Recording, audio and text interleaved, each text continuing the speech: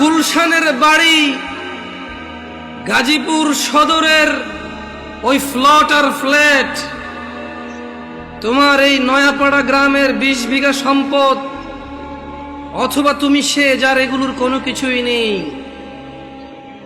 তোমাকে বলে রাখি, তোমার রব কি দিয়েছে তোমাকে?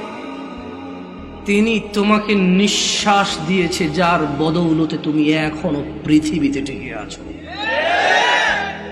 যদি তোমার রব তোমার থেকে এই নিঃশ্বাসটুকু ছিনে নেয়, তোমার শরীরটা 24 ঘন্টার ভিতরে ঘৃণিত হয়ে যাবে। কেউ সোজা মুখে তাকাবে না, নাকে কাপড় দিয়ে তোমার দিকে তাকাবে। নয়াপাড়ার রিক্সার ড্রাইভার, ফসলি জমিনের শ্রমিক, গার্মেন্টসে কাজ করা বোনেরা আমার, অথবা গার্মেন্টসে কাজ করা ভাইয়েরা আমার, যাদের ঘরে ফ্রিজ নেই, টিভি নেই, সোফা, আলমারি, খাট কোনো কিছু নেই, যাদের ঘরে কিছুই নেই, তাদের বলতে চাই, তোমার নাক থেকে নিঃশ্বাসটুকু চলে গেলে ওই স্বর্ণের খাট পালং তুমি অনুভব করতে পারবে না।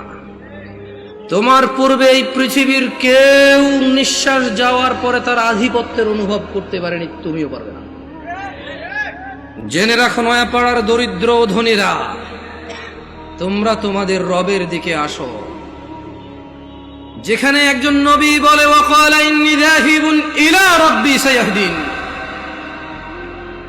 আমি আমার রবের দিকে চললাম, তিনি আমাকে অবশ্যই হিদায়াত দেবেন। তোমরা রবের দিকে যাবে তো ইনশাআল্লাহ।